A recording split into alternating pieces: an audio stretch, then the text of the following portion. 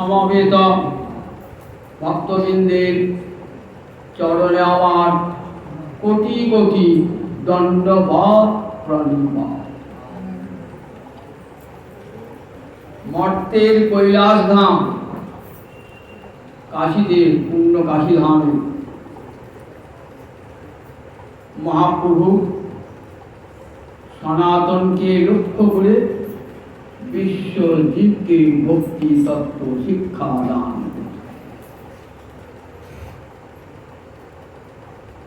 সাধন ভক্তি দুটো ভাগ একদিন বলেছি, একটি বিধি ভক্তি আর একটি রাগ ভক্তি। কটা ভাগ? দুটো ভাগ সাধন ভক্তির, দু প্রকার, বৈদিক ভক্তি আর রাগ ভক্তি।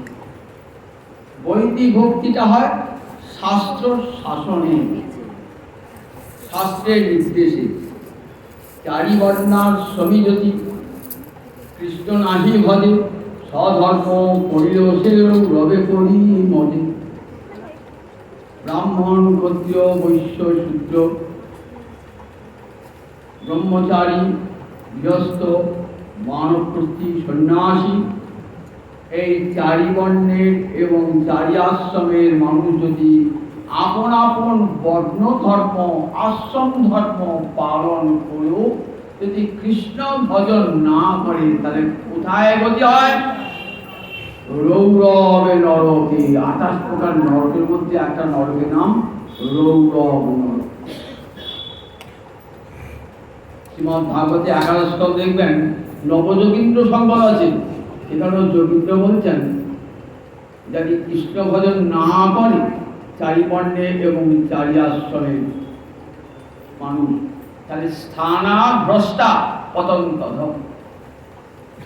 আপন আপন স্থান থেকে সে পতিত হয়ে যায় এবং কোথায় যায়?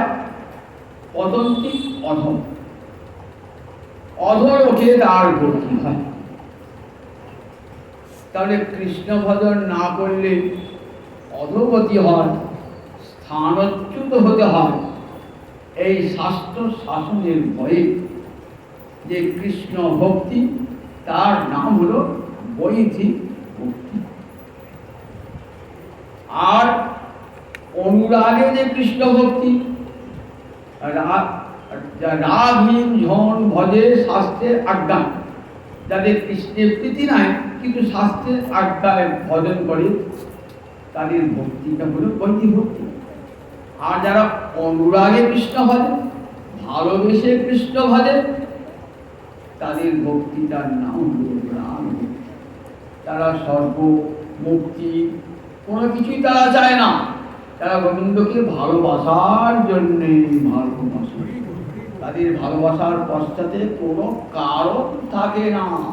একে বলে অনিমিত্তা ভাগবতী ভক্তি। যে ভক্তির পশ্চাতে কোনো নিমিত্ত নাই, কারণ নাই, তাকে বলে অনিমিত্তা ভাগবতী ভক্তি। নির্গুণা হরি ভক্তি, কৈতব রহিতা হরি ভক্তি। এখন বৈদিক ভক্তির কথা শোনাচ্ছি আপনাদের।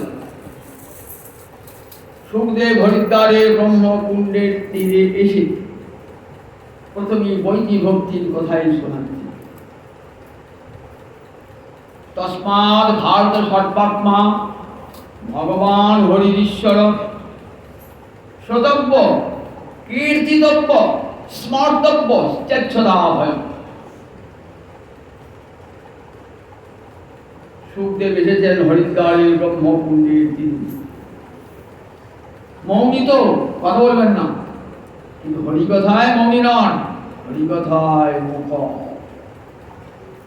প্রথম মুখটি খুলেছেন মহারাজ পরীক্ষিতকে লক্ষ্য করে সমবেত ভক্তবৃন্দকে বলেছেন, হরিদ্বারের ব্রহ্মকুণ্ডের তীরে আজ লক্ষ লক্ষ মানুষ। ব্যাসনন্দন সুখদেব এসেছে, আজ হরিকথার নদী বইবে, হরিকথার নদী বইবে, প্রেম তরঙ্গ উঠবে। মা গঙ্গার তীরে প্রেমের তরঙ্গ, প্রেমের নদী বইবাসী। তাই সব যোগী তার যোগ ভুলে, ধ্যানী তার ধ্যান ভুলে, তপস্বী তার তপস্যা ভুলে, ব্রহ্মচারী তার ব্রহ্মচর্য ভুলে, দেবতারা এসেছেন স্বর্গ থেকে নেমে কোথায়? আর হরিদ্বারে ব্রহ্মকুণ্ডের তীরে।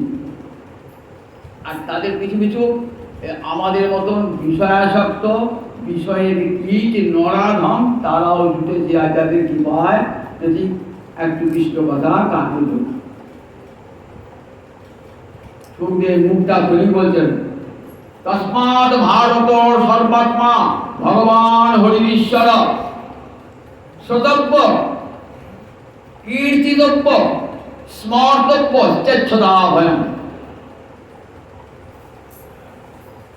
অভয়ম ইচ্ছতা, যদি কেউ মুক্তি পেতে ইচ্ছা করো আর সংসারের ভয় থেকে, অর্থাৎ সংসারের ভয় থেকে কখন মুক্ত হয়? যখন জীব মুক্ত হয়ে যায় আর সংসার দেশ থাকে না। এই অভয় বলি, অভয়ম ইচ্ছতা। তারা কি করবেন? ভগবান শ্রীহরির কথা শ্রোতব্য, তাদের শোনাটা বেঁধেও তিনটিতে কর্তব্য করতে আছে। ব্যাকরণে তব্য প্রত্যয় কখন হয়? বিধিবাচক শব্দে শ্রু ধাতু তব্য করে শ্রোতব্য, কীর্ত ধাতু প্রত্যয় করে কীর্তিতব্য, স্মৃতি ধাতু তব্য প্রত্যয় করে স্মর্তব্য। প্রত্যেকটা তব্য করতে হবে। বিধিবাচক শব্দ হলি তব্য, অনিয়, নদ, যত, কব এগুলি হয়। আমি এগুলো বলেছি। শ্রোতব্য মানে শোনাটা বিধি, শ্রোতব্য। এই শ্রবণটা দেখুন, ভক্তির শুরু কিন্তু এই শ্রবণ থেকে, তার পুরো হয়। মহারাজ পরীক্ষিত বংশের গুণে মায়ের পেটে কৃষ্ণের কৃপা লাভ করেছে, কিন্তু তা তো সাধারণ ভজন দেখতে পাই না। কিন্তু রাজার মতো নিয়ে মৃগয়া করছেন, সবই করছেন। শুধু বংশের গুণে, যে বংশে তিনি জন্মেছেন ওই বংশ কৃষ্ণের কৃপাধন্য। তাই এমন জননীর জঠরে জন্মগ্রহণ করেছে। সেখানে মায়ের পেটেতেই কৃষ্ণ দর্শন হয়েছে। কিন্তু কৃষ্ণ দর্শন হয়েছে বাড়িতে, তারপর রাজা হয়েছেন, কতদিন রাজত্ব করেছেন, কিন্তু তখন তো কৃষ্ণকে মনে পড়ে নাই। আজ মনে পড়েছে কেন? অভিশাপ পেয়েছেন বলে চলে এলেন কোথায়? একটা পূর্বজন্মের সংস্কার তো রয়েছে, সেই সংস্কারটা আজ অভিশাপ পাওয়ার ফলে সেই সংস্কারটা হিলেই থাকে।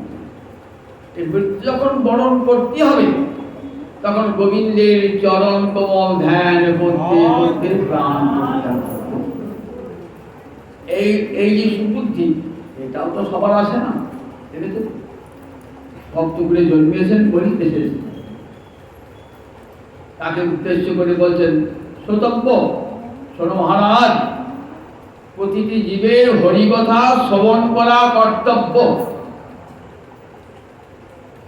যদি ভক্তি রাজ্যে প্রবেশ করতে চান তাহলে প্রথমেই চাই শ্রবণ। প্রহ্লাদ কি বললেন? 9টা ভক্তির অঙ্গের প্রথমে কি বললেন? শ্রবণং কীর্তনং বিষ্ণু শরণং পাদ সেবনং অর্চনং বন্দনং দাস্যং সত্যম আত্মনিবেদনং ইতি পুংসাৎ পিতা বিষ্ণু ভক্তিশ্চে নবলক্ষণা। গোবিন্দকে অর্পণ করে এই 9টা অঙ্গ যাজন করতে, অর্থাৎ নিজের জন্য নয়, গোবিন্দকে ভালোবেসে এই 9টা অঙ্গ যাজন করলে তবেই সেটা ভক্তি আখ্যা প্রাপ্ত হবে, নইলে ভক্তি আখ্যা প্রাপ্ত হবে। গোবিন্দকে ভালোবেসে ইতি পুংসার পিতা, আগে গোবিন্দকে অর্পণ করে এই 9টা ভক্তি অঙ্গ যাজন করতে। তোমার কথা শুনলে তুমি প্রীত হও প্রভু, তাই তোমার কথা কান পেতে বসে বসে শুনছি। তাতে আমারও প্রীতি লাভ হচ্ছে প্রভু। দিবারাত্র তো সংসারের কথাই শুনি, পরনিন্দা পরচর্চা শুনে শুনে দুটো কান তো কালা হয়ে গেছে, তাই তোমার কথা শুনতে বসি। শ্রোতব্য বলেন, তাই প্রথমে বলেন শ্রবণ। মুখ্য অঙ্গই হলো শ্রবণ। 9টা ভক্তি অঙ্গ, 64 ভক্তি অঙ্গের কথা আগে দিন বলেছি। 64 ভক্তি অঙ্গের মধ্যে 9টা কিন্তু প্রধান বলেছেন, প্রধান। আবার সনাতন গোস্বামী মহাপ্রভু কি বললেন? সাধুসঙ্গ, নাম কীর্তন, ভাগবত শ্রবণ, মথুরাবাস, শ্রীমন্তী, শ্রদ্ধায় সেবন, সকল সাধন শ্রেষ্ঠ এই পঞ্চ অঙ্গ। কৃষ্ণ প্রেম জন্মায় এই পথের অল্প সঙ্গ। দেখুন একবার, কৃষ্ণ প্রেম জন্মায় এই পাঁচের অল্প সঙ্গ। মুক্তি বলেন নাই, বলেন কৃষ্ণ প্রেম লাভ হয়ে যায় যদি অল্প সঙ্গ করা হয়। বেশি করতে হবে না, অল্প সঙ্গ করলে কৃষ্ণ প্রেম জন্মায়। এটা মুক্তিরও বাড়া। আর যারা মুক্ত পুরুষ তারাও চেয়েছেন কৃষ্ণ প্রেম, কিন্তু কৃষ্ণ প্রেম তাদের কাছে দুষ্প্রাপ্য। কিন্তু মুক্ত ব্যক্তিরাও চান কৃষ্ণ প্রেম, তারাও চান আবার দেহ ধারণ করে আবার কৃষ্ণ বলব, আবার কৃষ্ণ প্রেমে কৃষ্ণ আনন্দ আশ্বাস। এই শ্রবণটা দেখুন কেমন বলেন, কি শ্রবণ করবেন? তা বলেন গোবিন্দ কথাকে অবলম্বন করে যে যে শাস্ত্র সব শ্রবণ করো। গোবিন্দ চৈতন্য ভাগবত আদি যত যত শাস্ত্র আছে, পুরাণ আদি আছে, কৃষ্ণকে অবলম্বন করে সব শাস্ত্র শুনবি। কিন্তু তার মধ্যে মুখ্য শ্রবণ কোনটা? ভাগবত শ্রবণন্তু পরম শ্রেষ্ঠম। ভাগবত শ্রবণটা হলো সবচেয়ে শ্রেষ্ঠ। এই শ্রবণটা ফলে কি বলেন? শৈব আদ্যত্তা শ্রেষ্ঠত্বাচ্য। শ্রবণটার উপরে গুরুত্ব দিলেন কেন? শ্রী গোস্বামী পাদ ভক্তি সন্দর্ভে বিচার করছেন। শ্রী গোস্বামী পাদ 6টা সন্দর্ভ গ্রন্থ রচনা করছেন। সন্দর্ভ মানে বিচারমূলক প্রবন্ধ। ভাগবতের তত্ত্বকে অবলম্বন করে 6টা বিরাট মোটা মোটা গ্রন্থ, ষট সন্দর্ভ বলা হয়। তত্ত্ব সন্দর্ভ, পরমার্থ সন্দর্ভ, ভগবত সন্দর্ভ, শ্রীকৃষ্ণ সন্দর্ভ, ভক্তি সন্দর্ভ, প্রীতি সন্দর্ভ। এই ভক্তি সন্দর্ভে শ্রী গোস্বামী বলছেন শ্রবণটার কত গুরুত্ব দিয়েছেন কেন? এই যে বসে বসে কৃষ্ণর কথা শুনছেন না, এই শোনাটা কত গুরুত্ব দেখুন। শৈব আদ্যত্তা প্রথম ভক্তি অঙ্গ যাজন, তাহলে ভক্তি যাজন হবে কেমন করে? হরি কথা শুনলে তবেই তো ভজন করতে ইচ্ছা জাগ্রত হবে। না শুনলে কারো কি হরি ভজন করতে ইচ্ছা হয় নাকি? হরি কথা শুনবেন, শুনতে শুনতে শুনতে মনটা কৃষ্ণ ভক্তি রস ভাবিত হবে। তখন মনে হবে কেমন করে কৃষ্ণ ভজন করতে হয়, কার কাছে গেলে উপদেশ পাবো। তখনই তো গুরুপদাশ্রয় হবে, দীক্ষা গ্রহণ হবে, শিক্ষা গ্রহণ হবে, ভজন শুরু হয়ে যাবে। তাহলে শ্রবণটা আদ্য, আবার শুধু আদ্য নয়, শ্রেষ্ঠতা শ্রেষ্ঠ। সব ভক্তি অঙ্গের মধ্যে শ্রবণটা আদ্য এবং শ্রেষ্ঠ। শ্রেষ্ঠ কেন? তাহলে অন্যই বিনা তেনৈব কার্যসিদ্ধি। শ্রী গোস্বামী বলছেন আর অন্য সাধন দরকার নাই, ওই একটা সাধনেতেই কার্যসিদ্ধি। বুঝুন একবার, এই যে হরিকথা শুনতে হবে তাদের কোনো সাধন না করেন আর কিছু করতে হবে না। শ্রী গোস্বামী বলছেন অন্যই বিনা, আর অন্য সাধন চাই না, তেনৈব কার্যসিদ্ধি, তাতেই কার্যসিদ্ধি লাভ হয়ে যাবে। আমি হরিকথা শুনছেন, ঠিক কোনো কষ্ট হতো না, বসে 1 ঘন্টা বসে কৃষ্ণ কথা শুনলেন, কোনো পয়সা করতে হচ্ছে, উপবাস করতে হয়েছে, কিছুই না, কিন্তু কাজ হয়েছে আপনার। হরিকথা শুনছেন তো চিত্ত নির্মল হচ্ছে, আপনা আপনি আমার চেষ্টা করতে হচ্ছে না, উপবাস করতে হচ্ছে না, কোনো যাগযজ্ঞ করতে হচ্ছে না, ঘি প্রাত হচ্ছে না, কাজ জ্বালাতে হচ্ছে না, 7 দিন ধরে যোগাযোগ আয়োজন করতে হচ্ছে না। শুধু একবার এসে গৌরাঙ্গ মন্দিরে বসেছেন আর ঠাকুর বড় সংসার কাজ হচ্ছে, কেমন কাজ হচ্ছে দেখি। শ্রীমদ ভাগবতের ৩য় স্কন্ধে কপিল মাকে বলছেন, মা তুমি গিয়ে শুধু কানটা পেতে দেবে, তাতেই কাজ হয়ে যাবে, আর কিছু করতে হবে না। কানটা শুধু হরিভক্তের সভায় গিয়ে কানটা পেতে দেবে, তাহলে কি হবে বলে, আর তোমাকে কিছু চিন্তা করতে হবে না। বলে যেমন দেখো, আমি অন্ন খেলাম, রুটি খেলাম, তা আমার পেটে একটা আগুন জ্বলে, সেটাকে কি আগুন বলে? বৈশ্বানর অগ্নি বলে। দেখুন গীতায় বলা আছে, আমি বৈশ্বানর আগুন রূপে পেটে জ্বলি। ঠিক আছে, গোবিন্দ কত আছেন, অহং বৈশ্বানর ভূত্বা পচামি অন্নমে চতুর্বিধম।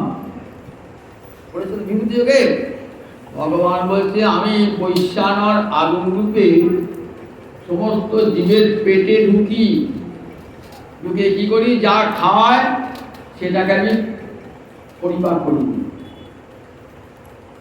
তা যখন পরিপাক খেতে বসেছেন তখন কি ডাকেন, হে অগ্নি আমার পেটে জ্বলে ওঠো, আমার খাদ্য জেনে যাচ্ছে, তুমি হত করে দাও? বলতে হয় কি? বলতে হয় না, আপনা আপনি হয়ে যান, আপনা আপনি হয়ে যান। নিগিরম অনরুম যথা, বলতে হয় না, কোন উপাসনা করতে হয় না, আপনা আপনি হয়ে যাচ্ছে। ঠিক তেমনি হরিকথা শুনছেন তো, আপনা আপনি দেখুন অন্তরটা পবিত্র হয়ে যাচ্ছে। এই অন্তর পবিত্র করবার জন্য আমাকে উপবাসও করতো না, তীর্থ করতো না, কি হলো, হরিকথা শুনছেন, শুনতে শুনতে অন্তর পবিত্র। কি করে পবিত্র হবে বলে, শোনার পান সুত গোস্বামী পাল বিশামে ঋষিগণকে কি বলছেন, ঋষিগণ তোমরা যজ্ঞ করছো, যজ্ঞের ধোঁয়ায় তোমাদের দেহটা আচ্ছন্ন, রংটা কালি হয়ে যাচ্ছে, ভিতরে কালি যাচ্ছে না, ভিতরে কালিটা তো যাচ্ছে, আবার উপরটা কালি হয়ে যাচ্ছে। ভিতরে কালিটা কখন যাবে জানো? ছিন্নতাং সকতা কৃষ্ণ পূর্ণ শ্রবণ কীর্তন চিন্তন্তস্তু ভদ্রাণি বিদুমতি সুইৎসতাং। ছিন্নতাং সকতা কৃষ্ণ পূর্ণ শ্রবণ কীর্তন। কৃষ্ণের একটা বিশেষণ পূর্ণ শ্রবণ কীর্তন, যার কথা শুনলে পারে পূর্ণ হয়ে যায়, যার নাম কীর্তন করলে পরে জীব পবিত্র হয়ে যায়। পূর্ণ শ্রবণ কীর্তন। রাম রাবণের যুদ্ধ হচ্ছে তো, যুদ্ধের পরে যুদ্ধ শেষ হয়ে গেছে, সব সৈনিকরা মরে পড়ে আছে, রামের সৈন্য মরে পড়ে আছে, রাবণের সৈন্য মরে পড়ে আছে। দেবরাজ ইন্দ্র এলেন, হে গুরু রামচন্দ্র, আমার ইচ্ছা তো আপনার সেবা করব। বেশ, কি দিয়ে কি করে সেবা করবো বলুন? তারপরে আপনি সর্বতি একটা অমৃত বাড়ি ছিটিয়ে দেন, যাতে আমার সৈনিকগুলো আবার বেঁচে ওঠে। ইন্দ্র অমৃত বাড়ি সিঞ্চন করছে, অমৃত বাড়ি সিঞ্চন করছে, সেখানে রাবণের সৈন্য মরে পড়ে আছে, রামের সৈন্য মরে পড়ে আছে। অমৃত বাড়ি যখন সিঞ্চন করছেন না, সবাই আগে পড়ছে তো, কিন্তু কি অদ্ভুত দৃশ্য দেখলেন রামচন্দ্র।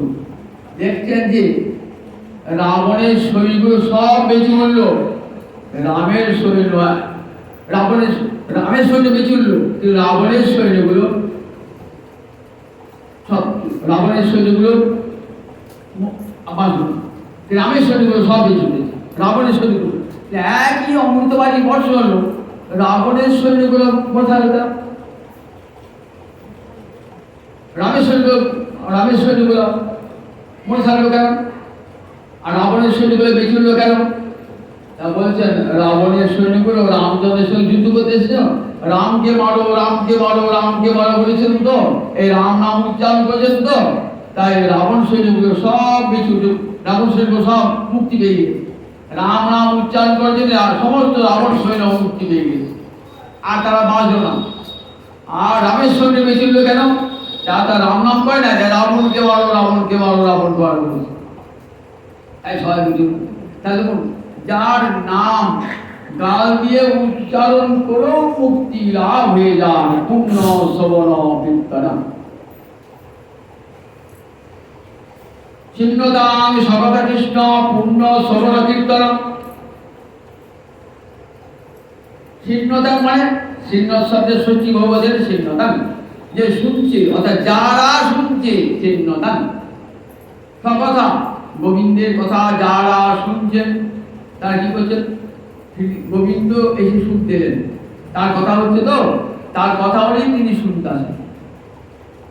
ওই দেখতে পাচ্ছি তো গোবিন্দ এসে, আমি বলছি গোবিন্দ এসেছে, ভাই কোথায় এসে গোবিন্দ? আর তাতে গোবিন্দের কাছে বলে হৃদয় অন্তস্থ, একবার চক্ষু মুদ্রিত করে হৃদয়ের দিকে তাকান, দেখবে গোবিন্দ আমার দাঁড়িয়ে রয়েছে হৃদয় অন্তস্থ। কাদের? শতাং বলে সাধুজনের হৃদয়ে, যারা হরিকথা শুনতে বলছে তারা সবাই সজ্জন, তাদের হৃদয়ে ভগবান শ্রীহরি কুশান। গোবিন্দ বসে থাকবে আমার একটা ময়লা জায়গায়? আমার হৃদয়ে তো এক জন্মের ময়লা নয়, কোটি কোটি জন্মের বাসনা আমার চিত্তে মালিন্য এনে দিয়েছে। স্তূপীকৃত ময়লা, আমি বলি আপনাকে বলি বসুন, আমি বসবেন, এটা বসা এত ময়লা। আর আমাদের হৃদয়ে স্তূপীকৃত ময়লা আছে, স্তূপীকৃত এক জন্মের নয়, যতবার জন্মিয়েছি ততবার বাসনা নিয়ে জন্মিয়েছি, আবার বাসনা নিয়েই পড়েছি। তাহলে বাসনার স্তূপ হয়ে গেছে। সেখানে গোবিন্দ বসবেন কি করে? জায়গাটা পরিষ্কার না করলে কেউ বসেন? আপনার বাড়িতে আপনার বন্ধু এসেছেন, আপনার বাড়ি বারান্দাটা ধুলো পড়ে আছে, বন্ধুকে বসতে বলছেন, বন্ধু বলছে নতুন জামা কাপড় পরেছি, ধুলে বইলে তো সব নোংরা হয়ে যাবে, দাদা আমি একটা ঝাঁটা নিয়ে আসি। ঝাঁটা নিয়ে এসে কি করছেন? বারান্দাটা পরিষ্কার করছেন। তো তখন যথার্থ বন্ধু কি বলবেন? ওরে তোর বাড়ি আমার বাড়ি এক, তুই আমি এক, অভিন্ন, তোকে ঝাঁট দিতে হবে না, দে ঝাঁটাটা আমাকে দে, আমি ঝাঁট দিয়ে বারান্দাটা পরিষ্কার করি। গোবিন্দ ঠিক তার বলেন সুইট শতাং, যারা হরিকথা শুনছেন না তাদের গোবিন্দ হলেন তাদের বন্ধু। বললেন তোকে আর নিজ হাতে পরিষ্কার করতে হবে না, আমি নিজেই পরিষ্কার করে দিচ্ছি। এমন বন্ধু জগৎ আছে? কিন্তু অন্তস্থ ভদ্রাণী, ভদ্রাণী হি কিন্তু অভদ্রাণী, অভদ্রবাণী যত অমঙ্গল অকল্যাণ বিধুনতি স্বয়ং নিজ হাতে সেটা পরিষ্কার করে দেন, নিজ হাতে। তাহলে দেখুন এই হৃদয়টা পরিষ্কার করবার জন্য তখন সব সাধন আমরা যাগ যোগ্য তপস্যা যাই করি। বলে চিত্তের মালিন্য যতক্ষণ থাকবে ততক্ষণ কোনো ভজন সাধন সার্থকতা দান করবে না। এই চিত্তের ময়লাকে দূর করবার জন্য আমরা কত সাধন করে থাকি, যে আমার চিত্তটাকে নির্মল করে দাও, চিত্তকে নির্মল করে দাও, কত সাধন করি। আর বিনা সাধনে চিত্ত নির্মল হয়ে যাচ্ছে। হরিকথা শুনতে হয়েছেন তো কি করে নির্মল? গোবিন্দ বসছেন যে তিনি নিজ হাতে আমার হৃদয়ের ময়লা দূর করে নিজ হাতে বসে বলছেন, দেখেছেন তো? তাহলে হরিকথা শ্রবণের কত ফল একবার দেখছেন তো? হরিকথা শ্রবণের আবার যদি সব আসন মুখা, যদি আপনার ভাবনাটা যেমন যিনি বক্তা তার ভাবনা যদি একরকম হয় তাহলে সেই হরিকথা আরো আস্বাদ্য হবে, আরো আস্বাদ্য হয়। আপনি বৃন্দাবনের যাত্রী তো, আপনি প্রেম ভক্তির পথের যাত্রী, রাধা গোবিন্দ ভজন করছেন, যিনি বলছেন তিনিও যদি রাধা গোবিন্দ ভজন করেন, প্রেম পথের যাত্রী হন, তাহলে তার মুখে বললেন মহাভাগ্যাদেব সম্পত্তি, এগুলি মহাভাগ্যের ফলে সবাসন সমান বাসনাযুক্ত মহতের মুখে হরিকথা শুনলে তার ফলটা ঠিক এইরকম ছিল।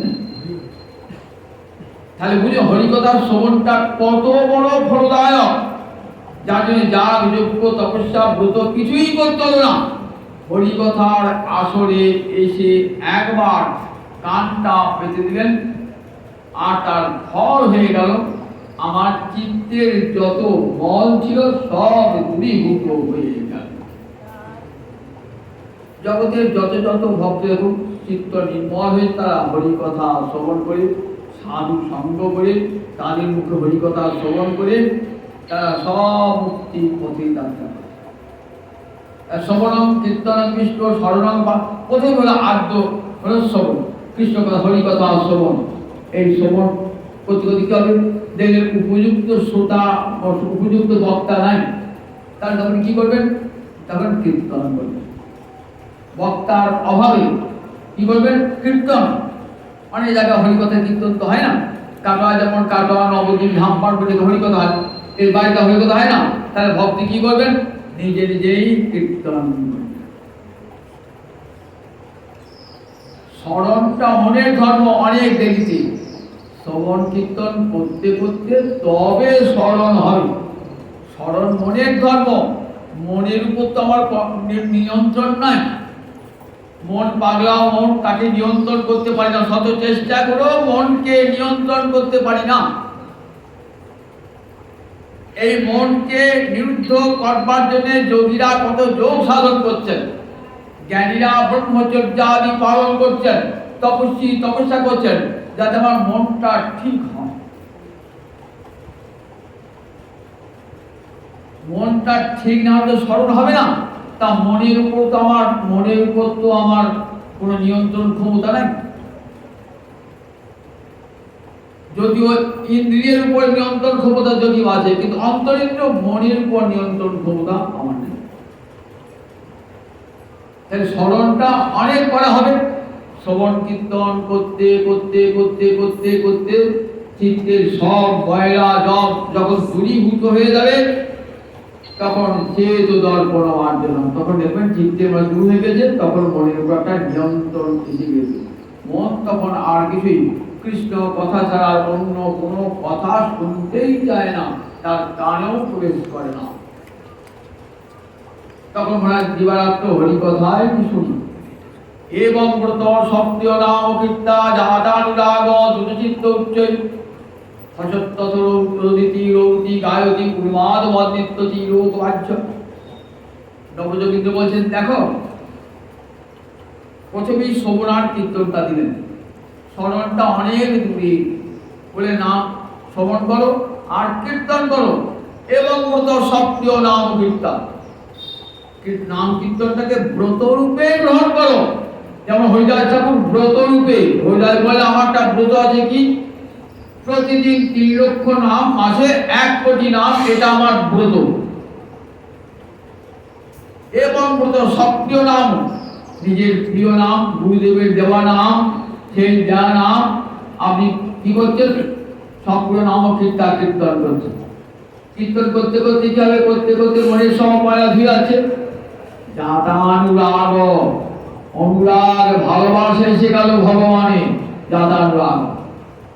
দ্রুত চিত্ত, দ্রুত মানে দ্রবীভূত হওয়া, চিত্তটা গড়ে গেল। আমার চিত্তটা পাষাণ সমান। কৃষ্ণ কথা শিখতে বসে ভালো লাগে না, উঠে পালিয়ে যায়, শুনতে ভালো লাগে। কেন, হৃদয়টা পাষাণ হয়ে গেছে, বিষয়ের চিন্তা করে করে সেখানে আর কোনো কথা ঢুকতে চায় না, কেবল বিষয়ের কথাই ঢুকতে চায়।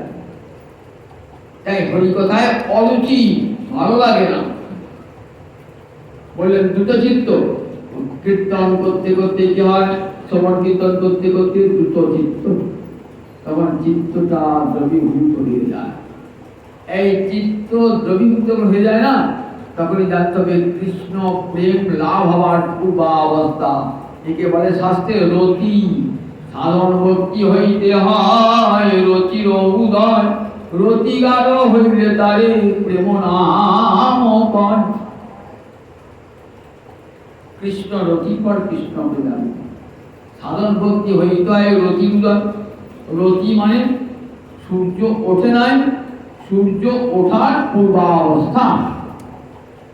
অন্ধকার সব দূর হয়ে গেছে, কিন্তু এখনো সূর্যদেব পূর্ব দিকে উদিত হন নাই। উদিত হলে আর এতটুকু অন্ধকার কোথাও গলিতে গলিতে কোথাও অন্ধকার থাকবে না, মনের আনাচে কানাচে কোথাও আর অন্ধকার থাকবে না। এই প্রেম সূর্যের উদয় হয়ে যাবে। দ্রুত চিত্তটা দ্রবীভূত হয়ে যাবে। কারণ কিরকম দ্রবীভূত হবে, দ্রবীভূত যে হবে, বাইরে তার প্রকাশও ঘটবে। কিরকম প্রকাশ ঘটবে? তা বলেন, রোদিতি কাঁদিবে ভক্ত, ভক্তের চোখের জল আসবে কৃষ্ণ কথা শুনতে শুনতে। আমরা স্বামী পুত্রের বিয়োগে কাঁদি, ভগবানের জন্য তো কাঁদি না কোনোদিন। যাতে কতদিন ভুলে আছি, একবার তার কথা শোনা হয় না, একবার তার কথা, যার জন্য আমি কৃপা করি আমি পৃথিবীতে এসেছি, যার করুণায় বেঁচে আছি, সেই ভগবানকে তো একদিনও মনে পড়ে না। নিজের ছেলের জন্য কাঁদি, বউর জন্য কাঁদি, স্বামীর জন্য কাঁদি, পিতার জন্য কাঁদি, মাতার জন্য কাঁদি, ভগবানের জন্য কাঁদি। বলেন কাঁদতে হবে ভগবানের জন্য, সেটা গীতার প্রথম শিক্ষা, অসহ্যানন্দ শোকস্তা। ওই ভাই বন্ধু আত্মীয় স্বজনে কেঁদে কি লাভ? ওরা কেউ শোকের যোগ্য নয়। তোমার সঙ্গে সম্পর্ক আগেও ছিল না, পরেও থাকবে। অব্যক্তা দিনে ভূতান, ব্যক্ত মধ্যানি ভাগ। আগে অব্যক্ত, পরে অব্যক্ত, মাঝখানে কিছুদিন ব্যক্ত। মাঝখানে কেউ আমার বউ হয়েছে, কেউ ছেলে হয়েছে, আগেও ছিল না, আবার থাকবে না। আগেও অব্যক্ত, পরে অব্যক্ত, মাঝখানে কিছুদিন ব্যক্ত। তার জন্য কাঁদবো কেন? কিন্তু যে চিরন্তন, যে সবসময় আছেন, যিনি আদিতে মধ্যে অন্তে ব্যক্ত সবসময় আছেন, কাঁদতে হবে তার জন্য। তাই অর্জুনকে বলেছে, অর্জুন অসহ্যানন্দ শোকস্থান প্রজ্ঞামাদাস্য ভাসতি। যারা শোকের যোগ্য নয় তার জন্য শোক করছো। কাঁদতে হলে গোবিন্দের জন্য কাঁদো, প্রাণ হয়ে কাঁদো। যদি কেঁদেছো মানব জন্ম সার্থক করো, হা গোবিন্দ হা গৌর বলে কাঁদো। সবাই কেঁদেছেন, রাজর্ষি ভরত কেঁদেছেন, মহারাজ অম্বরীশ কেঁদেছেন, ছয় গোস্বামী বনে বনে কেঁদেছেন, হা গৌ, হা গোবিন্দ, হা রাধারানী, দেখা দাও দেখা দাও বলে রঘুনাথ দাস গোস্বামী নয়ন জলে ভাসছেন, রাধা কুণ্ডের তীরে কাঁদছেন। ওই দেখা দাও দেখা দাও, ওই যে বিশ্বভানু রাজনন্দিনী, দেখা দাও দেখা দাও, রাধা কুণ্ডের তীরে বসে কাঁদে গোসাই। ওই দেখা দাও দেখা দাও, দেখা দিয়ে সেবা দাও প্রভু। কাঁদছেন রঘুনাথ দাস গোস্বামী। কই সংসারে কারোর জন্য কাঁদেন নাই? রাধা কুণ্ডের তীরে বসে দিনের পর দিন, রাতের পর রাত, মাসের পর মাস কেঁদে কেঁদে অন্ধ হয়ে গেছে রঘুনাথ দাস গোস্বামী। আজও দেখুন তার স্মৃতিভর করছে রাধা কুণ্ড। সেই রাধা কুণ্ডের তীরে বসে নয়ন জলে মুখ ভাসিয়েছেন, ও রাধা রানী আমার হৃদয়ের ঈশ্বরী, একবার আমাকে দেখা দাও। রাধারানী দেখা দিচ্ছেন মাঝে মধ্যে, বলছে রঘুনাথ তোকে আমার প্রাণনাথের সেবা দিলাম। বলছে না না না, আমি প্রাণনাথের সেবা চাই না দেবী, আমি তোমার চরণের সেবা চাই। তোমার ওই যুগল চরণ, মাধবের শিরভূষণ, মাধবের বন্দিত চরণ, ওই যুগল চরণে রাধারানী, ওই যুগল চরণের সেবা দাও। নয়নজলে সনাতন গোস্বামী পাদ কেঁদেছেন, রূপ গোস্বামী পাদ কেঁদেছেন, নয়নজলে মুখ ভাসে রাধারানীর জন্য। বৃন্দাবনে গিয়ে রাধা বলে কেঁদেছেন দিন রাত। তারা জানে রাধারানীর জন্য কাঁদলে গোবিন্দ আপনা আপনি পাবো। রাধারানী বলে কাঁদলে গোবিন্দ আপনা আপনি পাবো। কতখানি ভালোবাসা রাধারানীর জন্য। বৃন্দাবনে গিয়ে বলে বলে কাঁদছেন, বলে বলে হা রাধে, হে বিশ্বভানু রাজনন্দিনী, ওই শ্যাম গল্পে গলবিনী, বৃন্দাবন বিলাসিনী, রাস রস তাণ্ডবিনী, একবার দেখা দাও একবার দেখা দাও বলে নয়ন জলে ভাসছেন। ছয় গোস্বামী তারপরে বৃন্দাবনে ঘুরি ঘুরি আহারাদি সব ত্যাগ করেছেন, নিদ্রা ত্যাগ করেছেন। নয়ন জলে বই নিজের স্ত্রী পুত্র সব ফেলে গেছেন সংসারে। মন্ত্রী ছিলেন, কত ঐশ্বর্য, কত পয়সা, সুন্দরী স্ত্রী পুত্র সব তো ছিল, তাদের তো কাঁদে নাই, একবার তো মনে হয় না। আমরা করে চিন্তা করলে মনে পার্টির ওটা সেটা কি করছে, মেয়েটা কি করছে, মনে করে যায় পার্টি কিন্তু তা চলে গেছে, একবার ছিল কাজে। আর ওর সাথে কোনো সম্পর্ক রাখেন না, আর সম্পর্কই রাখেন নাই। শুধু স্তদার সুদান সুহিত তার জন্য হিরিস্পিস যহ উঠবই বা মলবাদ উত্তম শ্লোকরাজ। রাজর্ষি ভরত ত্যাগ করলেন, নিজের স্ত্রী পুত্র রাজ ঐশ্বর্য সব পরিত্যাগ করলেন, মলবাদ পরিত্যাগ করলেন। মল ত্যাগ করে ঘৃণায় তার দিকে কেউ ফিরে তাকায় না। ঠিক তেমনি করে নিজের স্ত্রী পুত্র কৈশোর সব পরিত্যাগ করেন, কৃষ্ণ প্রেমে পাগল হয়ে ভর ছুটে চলেছেন কোথায়? গণ্ডকী নদীতে। হে গোবিন্দ দয়া করো। জগৎকে শিক্ষা দিলেন, কাঁদতে হলে গোবিন্দের জন্য কাঁদো, আত্মীয় স্বজনের জন্য কেঁদো না, ভগবানের জন্য কাঁদো। অসত্যান গীতার শিক্ষা তাই, ভাগবতের শিক্ষাও তাই। কাঞ্জলি গোবিন্দে, যে গোবিন্দ আমার আত্মার আত্মীয়, যার সঙ্গে আমার চিরকালের সম্পর্ক, আগেও ছিল, এখনো আছে, পরবর্তী। আমি পাপী তাপী হই না কেন, আমি গুন্ডা বদমাইশ হই না কেন, গোবিন্দ আমাকে পরিত্যাগ করবেন না। এতখানি তার বাৎসল্য, যে সন্তান মায়ের, যে সন্তান দুষ্ট, তাকে কি মা ত্যাগ করেন নাকি? লোকেরা যে গাল দেয়, তাদের অভিশাপ দেয়, মা করেন? মা করেন। ভগবান ঠিক তেমনি, সে সুবৃত্ত হোক আর দুর্বৃত্ত হোক, গোবিন্দ বলে ওই দুরাচারটাও যদি আমাকে ভজে না, ওকে আমি ভালোবাসি, ওকে আমি ভালোবাসি। ওই দুরাচারকে ভালোবাসবে, হ্যাঁ। অপি যে সুদুরাচার ভজতে মাম অনন্য ভাবিতা, কি সুন্দর মিষ্টি কথা যেটা বলছে। অপি যে সুদুরাচার, দুরাচারই শুধু নয়, যদি সুদুরাচার হয়, তারপর যদি কৃষ্ণ বলে ডাকে, আমি থাকতে পারি না, জানিস তো, ওই পাপিটার কাছেও আমি ছুটে চলে যাই, পাপিটার কাছে চলে যায়। দেখেছেন তো, পাপি তাপি তাকেও ভগবান বলছে না, সে দুরাচারী হোক না কেন, তবু তো একবার কৃষ্ণ বলে ডেকেছে, একবার কৃষ্ণ বলে ডেকেছে, ভগবান ছুটে এসেছে। আমি এত পাপ করেছে, একবার নারায়ণ নামটা করেছে, তার জন্য ভগবান ছুটে এসেছে। কত করুণা আমাদের জন্য। আর আমাদের একবার তার জন্য মন খারাপ করে না, বলে গোবিন্দের জন্য বলে না, বলে হরিনাম করতে গেলে চিত্ত শুদ্ধ হবে, তখনই বুঝতে হবে কে যথার্থ আত্মীয়, কে যথার্থ নিজের জন। আমরা যাদেরকে নিজের জন বলি, সে তো মিথ্যা, কখনো তারা নিজের জন নয়, কখনো তারা নিজের জন নয়। যাবদে বৃত্ত উপার্জন শক্ত, তাবৎ নিজ পরিবার রক্ত, পশ্চাৎ ধাবতি জর্জর দেহে, বার্তাং পৃচ্ছতি কোপিনগে, ভজ গোবিন্দং ভজ গোবিন্দং ভজ গোবিন্দং মৌরমতে। আচার্য শঙ্কর বলছেন, যতদিন টাকা পয়সা উপায় করবে, সংসারে খাটতে পারবে, ততদিন বউ ছেলে সব ভালোবাসবে। আর যে চারিদিকে অবসর প্রাপ্ত, যে টাকা পয়সা কমে যাবে, তখন আর উপায় করতে পারবে না, রোগে সুখে যন্ত্র দিয়ে আছো, কে তোমার তার সেবা করবে, প্রতিদিন আর সেবা করবো, তখন কি মনে হবে, যে আপদটা কবে বিদায় নেবে, আপদটা কবে বিদায় নেবে বাড়ি থেকে, ঠিক না? আর তাদেরকে নিজ জন্য, তাদের জন্য কাঁদছি, তাদের জন্য কাঁদি, কিন্তু গোবিন্দকে কখনো আপদ বলে সরিয়ে দেবেন না।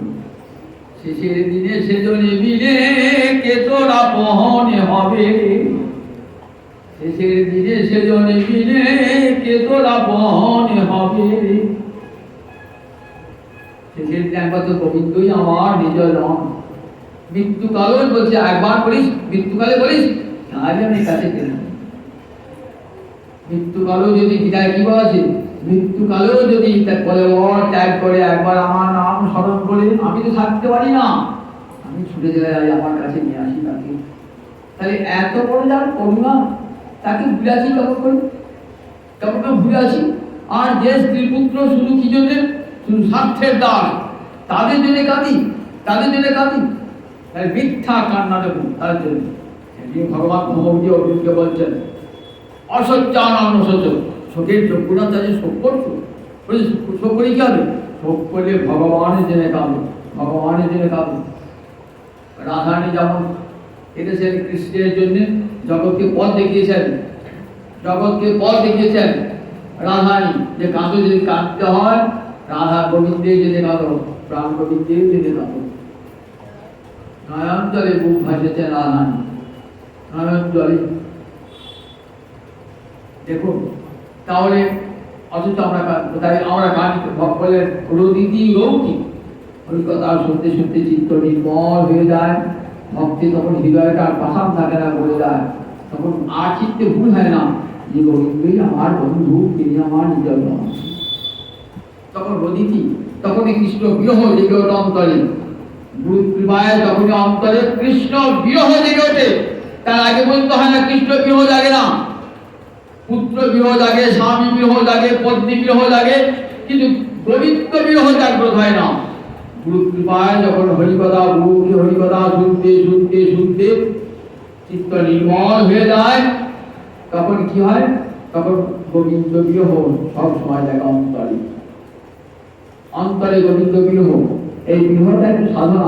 প্রভু তোমাকে পেলাম না, সারা জীবন ভজা করা করা না প্রভু, আমার জীবনটা ব্যর্থ হয়ে গেল।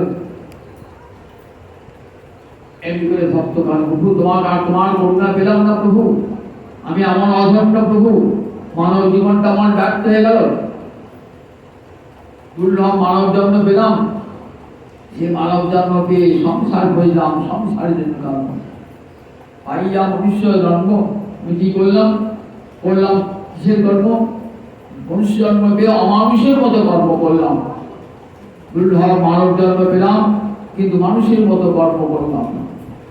হরি হরি বিফলে জন্ম পাইন, মনুষ্য জন্ম পাইয়া রাধা কৃষ্ণ না বলিয়া, জানিয়া শুনিয়া বিষ খাইল। হরিনাম সংকীর্তন গোলকের প্রেমধন, রতি না জন্মিল কেন তার। ব্রজেন্দ্রনন্দনে সতীসুত হইল সে, আমার বলরাম হইল নিতাই। আমার তো তারাই এলেন কৃপা করবার জন্যে। একবার জীব হরিবিত হয় না, একবার হরি বলে না, কতখানি আকুলতা বারবার নেমে আসছেন জীবকে নিজের কাছে নিয়ে যাওয়ার জন্য। কত করুণা অন্তরে বলুন দেখি, ছুটে ছুটে আসছেন বিশ্বপিতা, কত রূপে কত পরে বলে জীবকে নিজের কাছে নিয়ে যাওয়ার জন্য। কিন্তু আমরা দুর্লভ মানব জন্ম, গোবিন্দের করুণার দান, কত লক্ষ লক্ষ 84 লক্ষ জনি ভ্রমণ করে মানব দেহটা পেলাম কৃষ্ণ ভজনের জন্য। কিন্তু কৃষ্ণ ভজন করলাম না, স্ত্রী পুত্রের ভজা করলাম, কিসের ভজা করলাম? একবার মনে জাগা উচিত, একটা মনে জাগা উচিত জাগি কালে। একবার যদি মনে যাবে যে এমন দুর্লভ মানব জন্ম পেলাম, কৃষ্ণ ভজন করলাম না, মানব জন্মটা বৃথায় চলে গেল, বৃথায় চলে গেল। এই যে এই বিরহটা যদি একবার হৃদয়ে জাগে না, খালি কাজ হয়ে যায়। মনুষ্য দুর্লভ মানব জন্ম পেলাম, জেনে শুনে বিষ খেলাম, জেনে শুনে বিষ খেলাম। সংসারের ভার বইতে বইতে, সংসারের ভার বইতে বইতে শেষ হয়ে গেলাম। জেনে শুনে বিষ পান করেছি, তো এবার নিজের মৃত্যু আমি নিজেই ডেকে নিয়েছি। আমি যদি বিষ জানতাম না, খেতাম না, কিন্তু জেনে শুনে বিষটা দিয়েছি। তাই সংসার বিষানলে জীবানিশিহিয়া জলে, জুড়াইতে না কহিল। সব ঘরে ঘরে দেখুন কলি ঢুকে গেছে, ঘরে ঘরে সংসারে নরে নরে সব কলি ঢুকে গেছে। সংসারে শান্তি নাই, টাকা আছে, পয়সা আছে, বাড়ি আছে, গাড়ি আছে, মান যশ প্রতিষ্ঠা আছে, কিন্তু আসল যেটি দরকার সেটি কি করে নাই? কি করে নাই? শান্তিময় উপাসনা করেছো, যিনি শান্তিময় শান্তিদাতা তাকে একবার দেখেছো? শান্তি পাবে কেমন করো? ওই বাড়ি পাবে, গাড়ি পাবে, ঘর পাবে, বউ পাবে, ছেলে পাবে, সব পাবে, শান্তি পাবে না। শান্তি পাবে না, হৃদয়ের ঘরটা শূন্য হয়ে থাকবে, শূন্য হয়ে থাকবে। বাড়ি গাড়ি ধন সব হবে, কিন্তু ভগবানের যেটা কারো হৃদয়টা শান্তিতে ভরে যাবে ভগবান। দেখুন এই কলিকালের মানুষের বাড়ি গাড়ি কোনো অভাব নাই, মানুষের সব বাড়ি গাড়ি ধন দৌলত সব আছে, কিন্তু ঘরে ঘরে কলি ঢুকেছে, ঘরে ঘরে নরে নরে সব কলি ঢুকে গিয়েছে। এত দুঃখ, এত অশান্তি দেখুন কেন? বলে দেখো, যিনি দুঃখ দূরকারী সেই গোবিন্দ কি একবার ভজনা করি না, তার দুঃখ থাকবে না? শান্তিময়ের উপাসনা করেছি, তবে তো শান্তি পাবো। আমরা বলি বলে জীবের সুখ পেতে চাও, তাহলে কোথাও যাও? বেদ মাতা উচ্চ কণ্ঠে বলছেন, বিষ্ণু পরমে পদে মধ্য উচ্চ, হে জীব সুখ চাও, তাহলে ওই ওই গোবিন্দের চরণ কমলে সব মধুর গান আছে। মধুর ফলন্তি সিন্ধাব, শ্রুতি বলছেন দেখো, মধুরিতায়তে বাটা মধু ফলন্তি সিন্ধাব। যারা কৃষ্ণ ভক্ত তাদের কাছে পৃথিবী সবচেয়ে মধু ফলন করছে। কোথায় দুঃখ রে? দুঃখই নাই। যেদিকে ধিয়ায় আঁকি কৃষ্ণময় জগতি। প্রহ্লাদের দুঃখ নাই। প্রহ্লাদের দুঃখ ছিল, ধ্রুবের দুঃখ ছিল, সব দুঃখ দূর। মহারাজ অংশের দুঃখ ছিল, দুঃখ ছিল। তাই দেখো এই শ্রবণটা কত বড়, শ্রবণ করতে করতে চিত্ত নির্মল হয়ে যায়। আর সে নির্মল হৃদয়ে কি হয়? স্মরণ হয় কৃষ্ণ স্মৃতি জ্ঞান করতে। তখন অপরাধ বোধ হয়, এমন সুন্দর মানব জন্ম করে একবার কৃষ্ণ ভজন করলাম না। তখন অপরাধ বোধ হয় অন্তরে, কত বড় অকৃতজ্ঞ। যার যিনি করুণা করে আমাকে মানব জন্ম দিয়েছেন তাকে ভজবার জন্যে, কিন্তু একদিনের জন্য হা গৌর হা হৃদয় বললাম না, হা গোবিন্দ বললাম না, এমন দুর্লভ মানব জন্ম। তখন অন্তরে যদি আক্ষেপ সবার জাগে না, যখন আক্ষেপ জানবে যাবেন লাভ ভেঙে, তাই আক্ষেপ জেগেছে, আক্ষেপ জেগেছে যে আমি এমন দুর্লভ মানব জন্ম বৃথা ব্যয় করলাম, জুড়াবার প্রাণ জুড়াবার উপায় করলাম না। তাই বলে দেখো, বসে বসে হরিকথা শোনো, শুনতে শুনতে চিত্তটা নির্মল হয়ে যাবে। তখন দেখবেন এই হরিস্মৃতি অন্তরে দিয়ে উঠবে। তস্মাৎ ভারত সর্বাত্মা ভগবান হরি ঈশ্বর শ্রোতব্য কীর্তিতব্য স্মর্তব্য চেতনাভয়। জীব তখন অভয়ের পথে তিনি যাত্রা করবে, আর ভয়হীন জীবন যাপন করবে। আর কোনো ভয় নাই, কোনো কিছু তার নাই। গোস্বামী পাদ করে আর কোনো ভয় ছিল? বৃন্দাবনে গিয়ে বনে জঙ্গলে শুয়ে আছেন, তাই সাপে কাটবে না, বাঘে খাবে না, সিংহে খাবে, কোনো ভয় ছিল? সনাতন গোস্বামী কোথায় শুয়ে আছেন? একটা গাছের তলায় শুয়ে আছেন। কোনোদিন আহার জোটে, কোনোদিন জোটে না। আহার গ্রহণ করবার জন্য দীক্ষার ঝুড়িটাও হাতে নাই। হাতে যদি কিছু দাও সেটি নয়, শুধু দেহটাকে রাখবার জন্য ভজন করতে হবে। তো ভজন হয় না, দেহটাকে রাখবার জন্য। কেমন করে ভজন করছে? 6 গোস্বামী জীবনী পড়লে দেখবেন কিরকম জগৎকে শিক্ষা দান করেছেন। তাই গোবিন্দ তাদের বশীভূত হয়ে যায়, এই ভজনে বশীভূত হয়ে যায়, জগৎকে শিক্ষা দিচ্ছেন। এই চোখের জল খেলাচ প্রভৃতি গায়তী উন্মাদী পাগল হয়ে নৃত্য করছেন, কখনো কখনো চিৎকার করছেন পাগলের মতো। লোকে বলে খেতে শুধু পাগল হয়েছে। দেখো কৃষ্ণ ভক্তিকে হয় পাগল খেপাই বলে। এই পাগল খেপা না হলে কৃষ্ণ ভজন হয় না, এই খেপা না হলে পাগল না হলে কৃষ্ণ ভজন হয় না। এবারে উন্মাদবাদ নৃত্যটি পাগলের উন্মাদ নয়, কিন্তু উন্মাদ আমরাই। গোবিন্দ কৃষ্ণ ভক্ত উন্মাদ নয়, উন্মাদ নৃত্যটি। কে আমাকে ঠাট্টা করলো? আমার তিলক কাটা দিনে মালাপের জন্য আমি হাত তুলে নাচছি বলে, সেই তাদের ভূক্ষেপই থাকে না। আমার গোবিন্দের লোক কোথায় কোথায়? গোবিন্দের দিকে, গোবিন্দ চরণের দিকেই তাদের সমস্ত লক্ষ্য, সমস্ত যানুরাগ দুচিত উচ্চ রৌতি রদিতি গায়তি কীর্তন করে ওঠেন উন্মাদবাদিত্য দিলোকমান। যোগীন্দ্র বলছেন এই কৃষ্ণ প্রেম শ্রবণ করতে করতে করতে করতে চিত্ত নির্মল হয়ে যায়, আর সেই নির্মল প্রেমেতে নির্মল হৃদয়ে কৃষ্ণ প্রেমের উদয় হয়ে যায়। তাই বলে দেখো এই 9টা ভক্তি অঙ্গের সব একটা করতে করে একটা করি। এক অঙ্গ সাধে কেউ সাধে বহু অঙ্গ। মহারাজ পরীক্ষিত শুধু শ্রবণ করেছিলেন, আর তো কিছু করেন নাই। 7 দিন বসে বসে হরিকথা শুনেছিলেন। তার ফল কি হয়েছিল? একবারে গোবিন্দ পাদ পদ্ম লাভ, গোবিন্দ পাদ পদ্ম লাভ। তাকে তো সাপে খেয়েছিল না, না। মহারাজ পরীক্ষিতকে দক্ষ দংশন করবার ক্ষমতা নাই। ও দেহ গোবিন্দ বাঁচিয়েছে, রক্ষা করেছেন। ওই দেহ কখনো সাপে দক্ষ কখনো স্পর্শ করতে পারে? চিন্ময় দেহ তৈরি হয়েছে, সেই দেহ দিয়ে চলে গেলেন কোথায়? গোবিন্দ পাদ পদ্মে চলে গেলেন মহারাজ। তাহলে হরিকথা 7 দিন শ্রবণ করে কৃষ্ণ পাদ পদ্ম। সুখদেব দাসনন্দন সুখদেব কীর্তনে শুধু কীর্তন করেছে, 7 দিন বসে বসে কীর্তন করেছে। শ্রবণে পরীক্ষিত কীর্তনে বয়াসে স্মরণে প্রহ্লাদ, প্রহ্লাদ কেবল স্মরণ করেছেন, একটা অঙ্গ ভজন করেছেন প্রহ্লাদ। পৃথিবী রাজা শুধু পূজা করেছেন গোবিন্দে, অক্রু শুধু নমস্কার জানিয়েছেন গোবিন্দকে, একটা অঙ্গ ভজন, একটা অঙ্গ, এক অঙ্গ সাধে কেবল সাধে বহু অঙ্গ, নিষ্ঠা হইলে উপজয়ে প্রেমের তরঙ্গ। এই একটা অঙ্গ থেকে প্রেমের তরঙ্গ উঠবে, একটা অঙ্গ থেকে। চৈতন্য চৈতন্য কবিতা গোস্বামী বলেন, একটা অঙ্গ সাধন করা আর কিচ্ছু করতে হবে না, একবার এসে হরিকথা কানটা দাও, দেখবে প্রেমের তরঙ্গ হৃদয়ে উঠছে, নিশ্চয় উপদে প্রেমের তরঙ্গ। এক জীবন এই 64 অঙ্গের একটা অঙ্গ ভজন করেন। আবার অনেক আছেন যারা সব অঙ্গই ভজন করেন। আমরা দেখব মহারাজ অম্বরীশ সব অঙ্গগুলো একসঙ্গে ভজন করছেন। আগামী দিন শোনাবো মহারাজ অম্বরীশ কেমন করে ভজন করছেন।